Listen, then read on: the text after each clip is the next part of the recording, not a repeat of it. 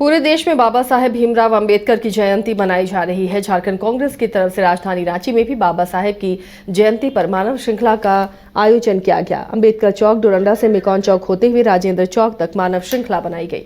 इस मौके पर कांग्रेस के झारखंड प्रभारी के राजू और प्रदेश अध्यक्ष केशव महतो कमलेश भी मौजूद रहे।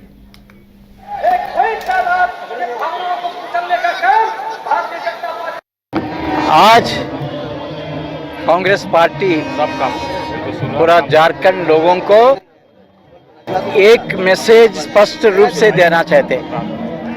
पहली बार after 25 years of formation of Jharkhand हमारा कांग्रेस पार्टी का 2 दलित एमएलएस असेंबली में एंटर हुआ। अभी तक कोई दलित एमएलए कांग्रेस पार्टी से नहीं है। इसलिए पूरा दलित वर्गों में झारखंड में जोश बढ़ गया। हमारा एमएलए से असेंबली में हमारा इश्यूज पर वो फाइट करेंगे। हमारा सोशल और इकोनॉमिक एम्पावरमेंट के लिए ये लोग कोशिश करेंगे। वो ऐसा पॉजिटिव एनर्जी हमारा दलित कम्युनिटी में आया, हमारा देश में है। वो संविधान बाबा साहब अम्बेडकर और कांग्रेस पार्टी का जॉइंट एफर्ट है। ये बात मैं नहीं कर रहे, बाबा साहब अम्बेडकर ही कॉन्स्टिट्यूंट असेंबली में ये बात कहा, without Congress leader support the samvidhan would not have come to this shape. Baba Saheb knows how Congress party supported him to become member of the constituent assembly और made him chairman of the drafting committee. Congress party को आदेश दिया गया, वो लेके हम झारखंड में संविधान के बारे में, सोशल जस्टिस के इश्यूज के बारे में और दलित आदिवासी का राइट्स के बारे में। बाबा साहेब भीमराव अंबेडकर की जयंती पूरे देश में धूमधाम से मनाई जा रही है। राजधानी रांची में भी बीजेपी, कांग्रेस, जेएमएम समेत कई सामाजिक संगठनों ने बाबा साहेब की जयंती मनाई। बीजेपी विधायक सीपी सिंह और नवीन जायसवाल ने भी पुराना हाई कोर्ट के पास बाबा साहेब की प्रतिमा पर माल्यार्पण किया। इस दौरान बीजेपी विधायक सीपी सिंह ने बाबा साहेब का नाम लेकर कांग्रेस पर निशाना साधा।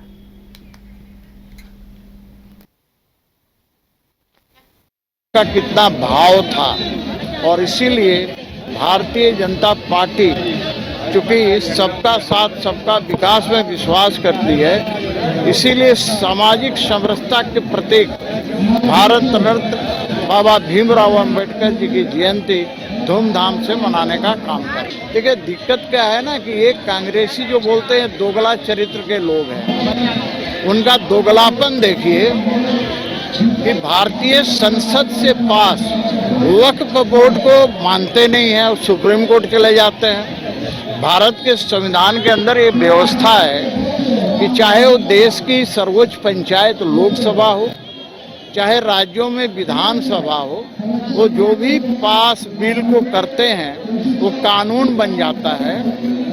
तो लोकसभा और राज्यसभा में वक्फ संशोधन विधेयक भारी बहुमत से पास हुआ तो उसके खिलाफ ये चले जाते हैं, कोर्ट चले जाते हैं। तो संविधान को ये मानते हैं कि भारतीय जनता पार्टी मानती है, और यदि संविधान को मानते तो 90 बार ये संविधान संशोधन नहीं करते। आज देश के अंदर कई राज्य हैं जहां इन्होंने धारा 356 का प्रयोग किया। 2 मई 2025 को मुंबई में विश्व ऑडियो विजुअल एंटरटेनमेंट समिट 2025 का आयोजन होना है और इसके लिए वैश्विक मीडिया संवाद का उद्देश्य वैश्विक नेताओं, नीति निर्माताओं, उद्योग हितधारकों, मीडिया पेशेवरों और कलाकारों को एक साथ लाना है। इस समिट में झारखंड के चंद्रपुरा के एक युवक का जलवा भी देखने को मिलेगा। युवक का नाम शिवम राज बताया जा रहा है, जो पहले भी IIT जोधपुर में हैथॉन जीत चुके हैं। देखिए, बचपन से ही मैंने इसको वॉच किया कि बहुत छोटे चाइल्डहुड से ही इसको गेम की ज़्यादा इंटरेस्ट थी, किंतु हमारे यहाँ छोटे से जगह झारखंड में चंद्रपुरा में रहते हैं बोकारो, तो ये अपॉर्चुनिटी नहीं मिल पा रहा था। हम लोग भी नहीं मदद कर पा रहे थे। फिर भी हम बहुत धन्यवाद देते हैं De Nobili school Chandrapura, Sanjay B school Bokaro के लिए कि टीचर्स ने काफ़ी इसे बूस्टअप करता था। वो पढ़ाई को करता तो था किंतु इंटरेस्ट उसको गेम में था। और उसके बाद वो अपना मैकेनिकल ऑटोमेशन इंजीनियरिंग किया किंतु वहाँ पहुँचने के बाद वो अपना कोरोना काल से उसको ज़्यादा ये हुआ कि क्रिकेट खेलता था, उसमें अपॉर्चुनिटी बहुत नहीं मिल पाया। फिर अपना लगा के दिमाग वो कोरोना काल में घर में बैठ के ये गेमिंग जो VR के माध्यम से जो आज पॉपुलर हुआ है। देखिए, आजकल गेमिंग का प्रचलन तो बहुत है, बच्चे गेमिंग के ऊपर हैं, लेकिन कोई गेमिंग ऐसा हो जो एडुकेशन के साथ साथ उसके मेंटल डेवलपमेंट को बूस्ट अप करे, तो उससे रिलेटेड ये गेमिंग उसने बनाया है। इंटेंसिव वारफायर करके ये गेमिंग है, जो हैप्टिक गन, हैप्टिक वेस्ट लेके बनाया गया है, और इससे ये पूरी तरह से स्वदेशी है। मतलब इसका हार्डवेयर और सॉफ्टवेयर दोनों ही भारत में ही बना है, इन लोगों ने ही डेवलप किया है। यूथ बज़ एक की कंपनी है, उसकी टीम ने ये डेवलप किया है, जो कि आज हर घर में भारत का नाम रोशन कर सकता है। देखिए, बचपन से ही मैंने उसको वॉच किया कि झारखंड सरकार के मंत्री हफीजुल हसन द्वारा दिए गए बयान पर गिरिडीह पहुंचे नेता प्रतिपक्ष बाबूलाल मरांडी ने तीखी प्रतिक्रिया दी है। नेता प्रतिपक्ष ने कहा कि मंत्री के बयान से एक बात तो साफ हो गई है कि कांग्रेस और झारखंड मुक्ति मोर्चा, इनके नेता भले ही विधानसभा या लोकसभा में जेब में संविधान की कॉपी लेकर घूमते हैं और खुद को रखवाला बताते हैं, ये तो एक तरह से मजाक है कि वो संविधान से ऊपर शरीयत को मानते हैं। उन्होंने कहा कि झारखंड सरकार के मंत्री ने कहा कि हम भारतीय कानून को नहीं बल्कि शरीयत के कानून को मानते हैं। साथ ही उन्होंने मंत्री के बयान को लेकर सरकार से मांग की है कि मंत्री हफीजुल हसन को कैबिनेट का से बाहर का रास्ता दिखाया जाए। पहले तो आप सबको ध्यान में आया होगा कि झारखंड सरकार के एक मंत्री हफीजुल अंसारी, उसका बयान आया है। उस बयान में उन्होंने साफ साफ कहा है कि भाई हम भारतीय संविधान से पहला हम शरीयत की कानून को मानते हैं। तो ये बिल्कुल स्पष्ट हो गया कि आज जो कांग्रेस पार्टी और झारखंड मुक्ति मोर्चा, चाहे विधानसभा चाहे लोकसभा हो, जेब में संविधान की कॉपी लेकर के लोग ये घूमते हैं और हम उसके रखवाले हैं, ये तो एक प्रकार से मजाक है। वास्तविकता क्या है, वो हफीजुल हसन के अंसारी के मुख से वो बातें निकली जो भारत के संविधान को नहीं मानता है। जो आज बाबा साहब अम्बेडकर की जयंती है, उनके द्वारा लिखित तो संविधान को वो नहीं मानता है। संविधान से ऊपर वो शरीयत को मानता है। इसलिए भारतीय जनता पार्टी आज ये मांग करती है कांग्रेस पार्टी को और झारखंड मुक्ति मोर्चा को स्पष्ट करना चाहिए और ऐसे मंत्री को मंत्रिमंडल से ड्रॉप करना चाहिए। आज आप इसलिए देखते होंगे कि रामनवमी हो या किसी भी प्रकार के हिंदुओं के पर्व त्योहार में जो हंगामा होता है, मारपीट होता है, अनावश्यक रूप से उसके ऊपर हमला होते हैं, उसका मानसिकता यही है। कोई भी व्यक्ति, कोई भी मजहब के मानने वाले हो या जाति धर्म के लोग हो, अगर अपने आप को संविधान से ऊपर मानता है, फिर वैसे व्यक्ति को संवैधानिक पद पर बने रहने का कोई हक नहीं।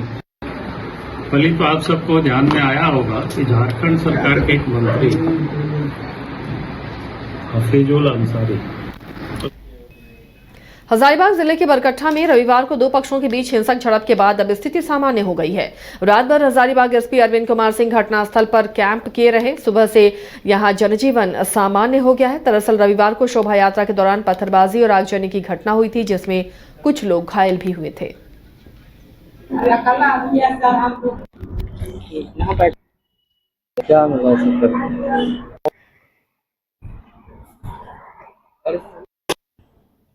जो हिंदू और मुस्लिम का हम लोग एक जगह रहते हैं, भाई भाई जैसे रहते हैं। हम लोग जब कोई त्योहार ऐसा लेकर चाहते हैं तो हम लोग के साथ पत्थरबाजी होता है। उन लोग जब कोई ऐसा त्योहार उनकी आती है तो हम लोग कभी लड़ाई झगड़ा उनके साथ नहीं करते। सब अपना अपना भाग रहा है, कोई खेत में, कोई बाड़ी में, कोई घर में, कोई वहाँ छिप रहा, कोई वहाँ छिप रहा। अपने छिप के कोई तरह से जान बचाइए। घरों में आग लगाई गई है। देखिए, पहले रफी मियाँ को, अली बाबू को, रफी बाबू को, महबूब बाबू को देखिए अंदर से लूक बना करके लड़की ऐसा लंबा लंबा करके खिड़की को पार कर करके खड़ा होकर जल। धनबाद के बरमसिया स्थित भारतीय खाद्य निगम के गोदाम के पास रेलवे यार्ड में खुले आसमान के नीचे रखे चावल की हजारों बोरियां बारिश में भीग गई थी, जिस पर एफसीआई के एग्जीक्यूटिव डायरेक्टर एमके गोगोई ने सफाई दी। एमके गोगोई ने प्रेस वार्ता कर जानकारी देते हुए कहा कि 10 अप्रैल को तेज बारिश हुई थी। अनाज को बचाने के लिए तिरपाल से ढका गया था, लेकिन तेज हवा के कारण कुछ बोरियां बारिश की चपेट में आ गई। हालांकि चावल को सुखाकर पूरी तरह से बचा लिया गया। एफसीआई को कोई क्षति नहीं हुई है।